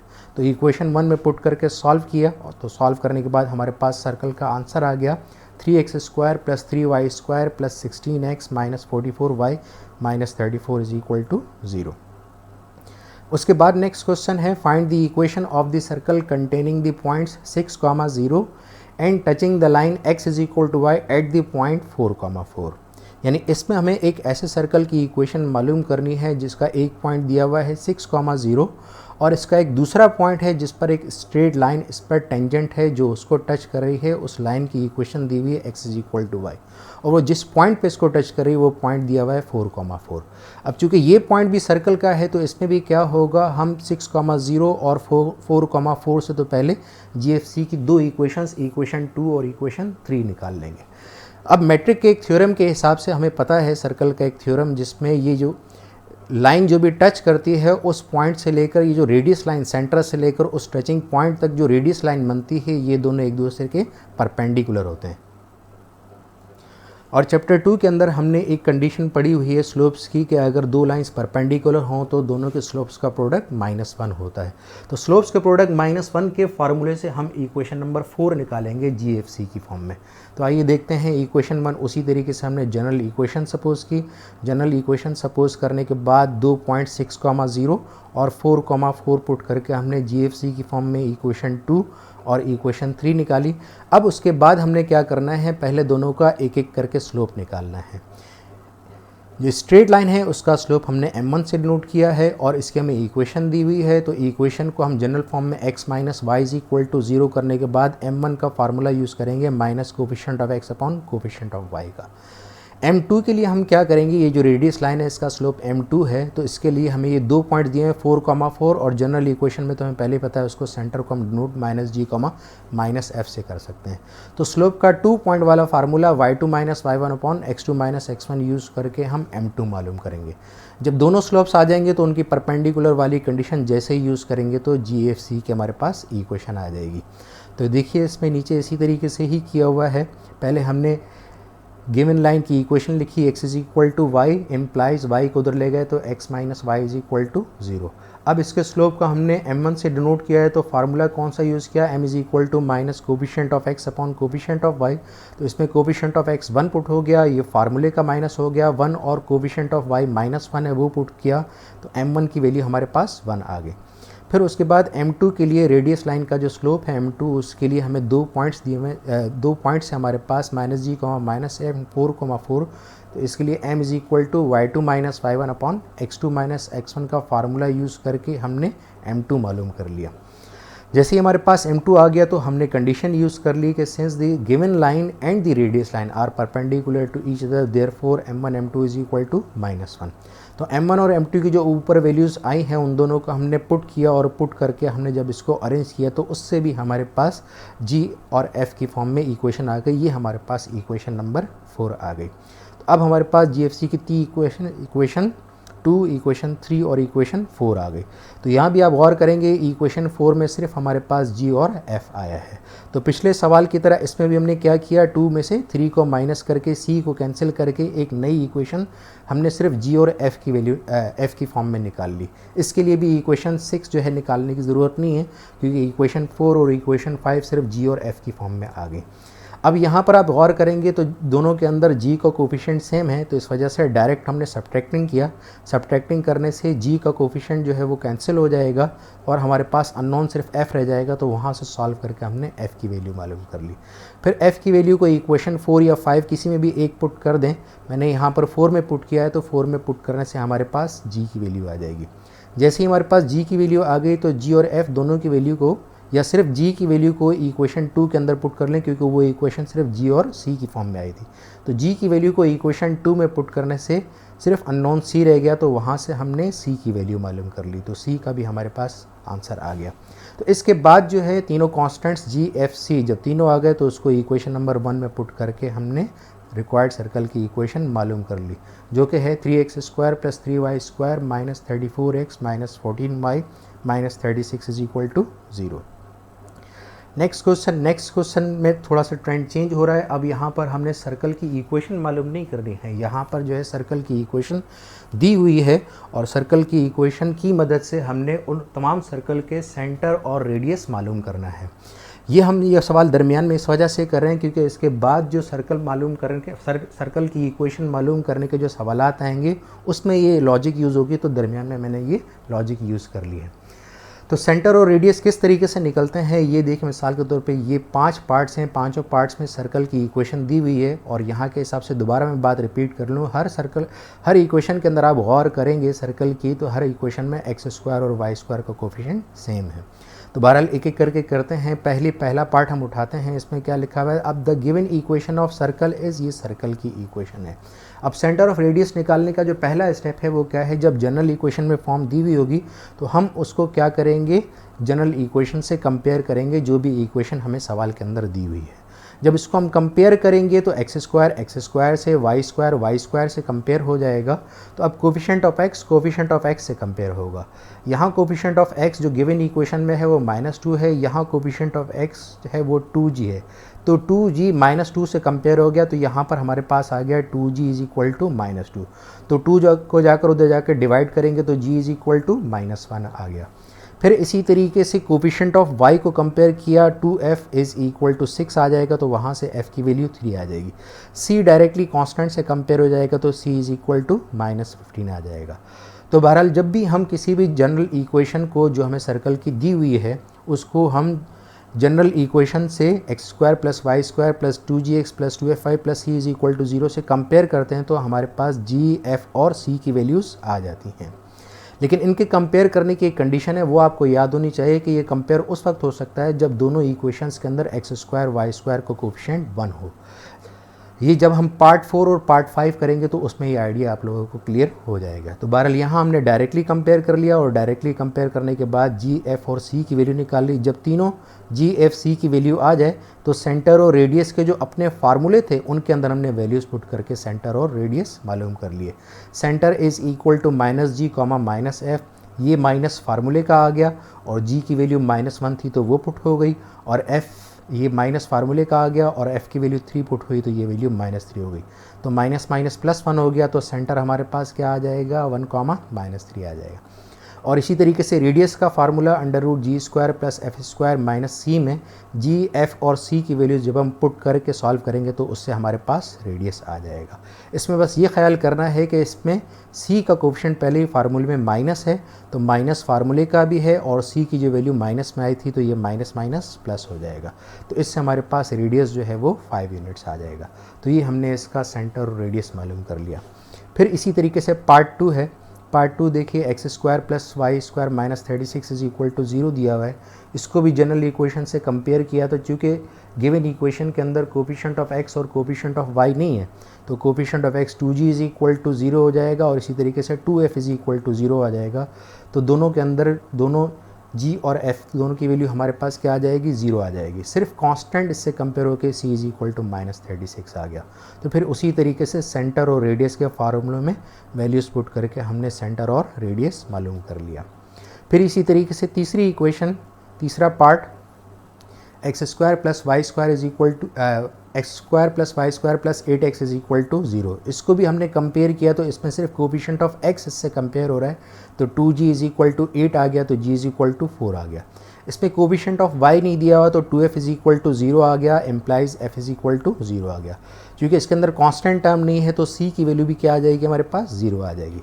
तो यहाँ से भी इसी तरह सेंटर और रेडियस के फार्मूले में वैल्यूज़ पुट करके हमने सेंटर और रेडियस मालूम कर लिए। अब यहाँ पर जो थोड़ा सा चेंज आएगा वो क्या है, पार्ट 4 के अंदर जो हमें इक्वेशन दी हुई है वो क्या है, 2x² + 2y² - 4x + 8y - 11 is equal to 0। इस इक्वेशन को हम डायरेक्टली जनरल इक्वेशन से कंपेयर नहीं कर सकते क्योंकि इसके अंदर x² और y² का कोफिशिएंट 2 है और जनरल इक्वेशन के अंदर x² y² का कोफिशिएंट 1 होता है। तो पहले हमने क्या करना है, x² y² का कोफिशिएंट 1 निकालना है। वो करने के लिए x² y² का जो भी कोफिशिएंट है वो हमने कॉमन निकालना है, भले तमाम टर्म से वो कांस्टेंट कॉमन निकल रहा हो चाहे ना निकल रहा हो।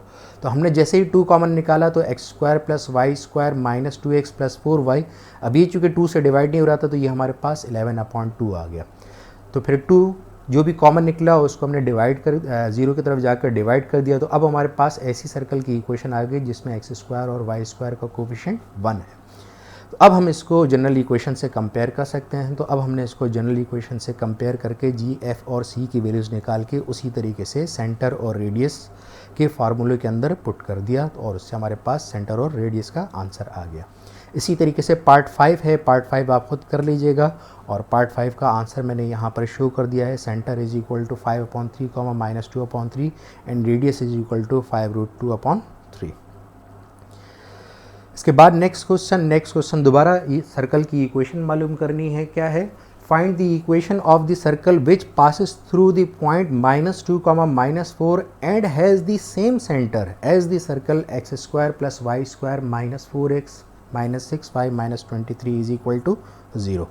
तो इसमें देखिए क्या दिया हुआ है, इसमें हमें जो है एक सर्कल दिया हुआ है, ये दो सर्कल्स देखिए यहाँ बने हुए हैं। आउटर सर्कल को मैंने गिवन सर्कल कंसीडर किया है, जिसके अंदर x square plus Y square minus 4x minus 6y minus 23 is equal to 0 उसकी इक्वेशन दी हुई है। जो अंदर वाला सर्कल है वो हमारे लिए क्या है, रिक्वायर्ड सर्कल है, और ये रिक्वायर्ड सर्कल एक पॉइंट से पास हो रहा है -2, -4। तो इसकी वर्डिंग ये थी कि ये अंदर वाला सर्कल है, इसकी इक्वेशन मालूम करनी है, और इसकी इक्वेशन मालूम करने के लिए एक हमें इसका पॉइंट दिया हुआ है, और दूसरा हमें क्या दिया हुआ है कि इस रिक्वायर्ड सर्कल का जो सेंटर है वो सेंटर वही है जो इस गिवन सर्कल का है। दो सर्कल्स जिनका सेंटर सेम ही हो, उन दोनों सर्कल्स को हम कॉन्सेंट्रिक सर्कल कहते हैं। तो बहरहाल आसान अल्फाज में कहें कि ये दो सर्कल, गिवन सर्कल और रिक्वायर्ड सर्कल, ये दोनों एक दूसरे के कॉन्सेंट्रिक सर्कल्स हैं। तो अब देखिए इसको हम किस तरीके से सॉल्व करते हैं। जब भी कॉन्सेंट्रिक सर्कल का सवाल आता है तो ये काफ़ी आसान कैसे हो जाता है कि अगर हम गिवन सर्कल का सेंटर निकाल लें, जिस तरीके से पिछला सवाल किया है कि कोई भी जनरल इक्वेशन हमें दी हुई होती है तो सेंटर और रेडियस हम निकाल सकते हैं। तो यहाँ पर भी अगर हम दोनों का सेंटर चूँकि सेम है, अगर उससे कंपेयर करेंगे तो जी और एफ़ की वैल्यूज़ हमारे पास डायरेक्ट आ जाएंगी। तो जब भी कॉन्सेंट्रिक इक्वेशन का सर्कल आता है तो अब पॉइंट के बदले हम क्या करेंगे, कॉन्सेंट्रिक की कंडीशन अप्लाई करेंगे, जिससे हमारे पास जी और एफ़ की वैल्यू डायरेक्ट आ जाया करेगी। किस तरीके से आएगी अब देखते हैं दोबारा सॉल्यूशन स्टार्ट से। अब यहाँ देखिए रिक्वायर्ड सर्कल उसी तरीके से सपोज किया, let x square plus Y square plus 2gx plus 2f5 plus c is equal to 0, ये इक्वेशन 1 हो गई, be the equation of required circle. अब कंसेंट्रिक की पूरी वर्डिंग हम किस तरीके से लिखेंगे, the given equation of circle is, ये जो भी गिवन इक्वेशन सर्कल की थी वो हमने यहाँ पर लिख दी। अब यहाँ पर भी उसी चीज़ का ही ख्याल रखना है कि अगर गिवन सर्कल की इक्वेशन में एक्स स्क्वायर वाई स्क्वायर का कोफिशिएंट 1 के अलावा कुछ और होता तो यहाँ पर भी इक्वेशन 1 जो जनरल इक्वेशन रिक्वायर्ड सर्कल की है उससे कंपेयर करने के लिए एक्स स्क्वायर वाई स्क्वायर का कोफिशिएंट हमने 1 बनाना होता है, जिस तरीके से मैंने पिछले सवाल के पार्ट 4 में बताया था। तो बहरहाल अब यहाँ पर लेकिन एक्स स्क्वायर वाई स्क्वायर का कोफिशिएंट 1 है, तो अब हम क्या करेंगे, क्या लिखा है, since the required circle is concentric with the given circle, तो therefore comparing the coefficients of x and y. अब यहाँ पर हम कॉन्स्टेंट्स को कंपेयर नहीं कर सकते, इसको हम, ये गिवन सर्कल की इक्वेशन है, ये रिक्वायर्ड सर्कल की इक्वेशन है, चूँकि दोनों का सेंटर सेम है और सेंटर का ताल्लुक सिर्फ जी और एफ से होता है, और जी और एफ सिर्फ कोफिशिएंट ऑफ एक्स और कोफिशिएंट ऑफ वाई में होता है, तो कॉन्सेंट्रिक की इक्वेशन में जी एफ सी तीनों कंपेयर नहीं कर सकते, सिर्फ कोफिशिएंट ऑफ एक्स और कोफिशिएंट ऑफ वाई कंपेयर कर सकते हैं। तो हमने जैसे ही कोफिशिएंट ऑफ एक्स और कोफिशिएंट ऑफ वाई कंपेयर किया तो 2g इज़ इक्वल टू -4 आ गया और 2f इज़ इक्वल टू -6 आ गया। तो यहाँ से हमने g और f की वैल्यू मालूम कर ली। तो यहाँ पर सेंटर मालूम नहीं करना था, यहाँ पर बेसिकली हमें रिक्वायर्ड सर्कल के लिए g और f की वैल्यूज़ चाहिए थी, तो हमने g और f की वैल्यू मालूम कर ली। उसके बाद हम लास्ट कंडीशन की तरफ चले गए कि रिक्वायर्ड सर्कल का हमें पॉइंट दिया हुआ है, तो वो इसके लिए हम वही वर्डिंग यूज़ करेंगे, हम शुरू से ही यूज़ करते हुए आ रहे हैं कि since the required circle is passing through point -2, -4, therefore satisfying this point in equation 1 we have, तो रिक्वायर्ड सर्कल की इक्वेशन में उसी तरह सेटिस्फाई किया। इससे पिछले सवालों की तरह जैसे ही हमारे पास इक्वेशन आ गई तो इसको इक्वेशन कंसीडर नहीं किया, फ़ौरन ही जो ऊपर जी और एफ़ की वैल्यूज़ आई थी उनको पुट करके हमने सी की वैल्यू निकाल ली। तो जैसे ही तीनों कांस्टेंट्स की वैल्यू आ गई हमारे पास, तो उसको हमने इक्वेशन 1 में पुट करके रिक्वायर्ड सर्कल की इक्वेशन मालूम कर ली, जो कि आई है x square plus Y square minus 4x minus 6y minus 48 is equal to 0। फिर इसके बाद नेक्स्ट क्वेश्चन इसी तरीके का है, जो कि है find the equation of the circle concentric with the circle x square plus Y square minus 8x plus 12y plus 15 is equal to 0 and passes through the point 5,4। अच्छा, इसमें ये चीज़ नोट कीजिए कि अब इसमें डायरेक्टली सवाल के अंदर ही दिया हुआ है कॉन्सेंट्रिक का वर्ड, कि इसके अंदर जो है पिछले सवाल के अंदर कॉन्सेंट्रिक नहीं था, सेम सर्कल दिया हुआ था, लेकिन यहाँ पर सवाल के अंदर ही इसने कॉन्सेंट्रिक का लफ्ज़ यूज़ कर लिया है। दूसरी चीज़ ये नोट कीजिए कि ये भी सवाल एक्सरसाइज 7.2 का है, लेकिन चूँकि ये सवाल बिल्कुल पिछले सवाल की तरह था तो मैंने इसको यहीं पर ही सॉल्व कर दिया है। तो इसको आप भी इसी तरीके से सॉल्व कर लीजिएगा। डायग्राम मैंने बना ली है उसी तरीके से कि ये अंदर वाला सर्कल रिक्वायर्ड सर्कल है और बाहर वाला सर्कल गिवन सर्कल है, उसकी इक्वेशन यहाँ लिख दी है, और सेंटर माइनस जी का माइनस एफ है, तो कॉन्सेंट्रिक की कंडीशन से जी और एफ आएगा और पॉइंट की कंडीशन उसी तरह इक्वेशन 1 में सेटिस्फाई कराकर जी एफ सी की जो भी इक्वेशन आ जाएगी उसके अंदर जी और एफ की वैल्यू पुट करके सी निकाल लेंगे और तीनों वैल्यूज़ को इक्वेशन 1 में पुट करेंगे तो हमारे पास ये आंसर आ जाएगा x square plus Y square minus 8x plus 12y minus 49 is equal to 0। फिर इसके बाद नेक्स्ट क्वेश्चन है find the equation of the circle which is concentric with the circle x square plus Y square plus 6x minus 10y plus 33 is equal to 0 and touching the line y is equal to 0। अब इस सवाल में आप गौर करेंगे, पहली condition तो वही पिछले दो सवालों वाली है, कॉन्सेंट्रिक वाली, लेकिन यहाँ पर अब कंडीशन इसने चेंज कर दी है जो कि है touching the line y is equal to 0। अब y इज इक्वल टू 0 अगर चैप्टर 2 के हवाले से आपको याद हो तो ये जो इक्वेशन होती है ये इक्वेशन ऑफ x एक्सिस होती है, यानी इस लिहाज से हमें ये कंडीशन दी हुई है टचिंग x एक्सिस। तो टचिंग x एक्सिस की कंडीशन हमने पहले भी एक दो सवालों के अंदर यूज़ की है, उसी को ही इसने वर्डिंग चेंज करके दे दिया है। तो पहले अब इस सवाल में देखिए क्या है, x एक्सिस और y एक्सिस बनाया और चूँकि touching the line y is equal to 0 है तो ये x एक्सिस को ही टच कर रहा है, तो ये इसका रिक्वायर्ड सर्कल है। जो सर्कल एक्स एक्सिस को टच कर रहा है तो उसके हिसाब से वही पुरानी कंडीशन जो हमने दो सवालों में यूज़ की थी r is equal to minus f आ गई। बाकी ये सवाल बिल्कुल उसी तरीके से है कि कंसेंट्रिक की कंडीशन से हमारे पास g और f आ जाएगा और r is equal to minus f की कंडीशन यूज़ करके हम c निकाल लेंगे और तीनों वैल्यूज़ g f c तीनों वैल्यूज़ को उठाकर इक्वेशन नंबर 1 में पुट कर देंगे तो हमारे पास सर्कल की इक्वेशन का आंसर आ जाएगा। तो देखिए let x square plus Y square plus 2gx plus 2fy plus c is equal to 0 equation 1 required circle की हमने इक्वेशन कंसीडर की। फिर उसके बाद कंसेंट्रिक की कंडीशन की वर्डिंग हम जिस तरीके से दो सवालों में लिखते आ रहे हैं बिल्कुल उसी तरीके से गिवन सर्कल की इक्वेशन आ गई और दोनों को हमने कंसेंट्रिक लिखने के बाद कोफिशिएंट ऑफ x और y कंपेयर किया तो उससे हमारे पास g और f की वैल्यू आ गई।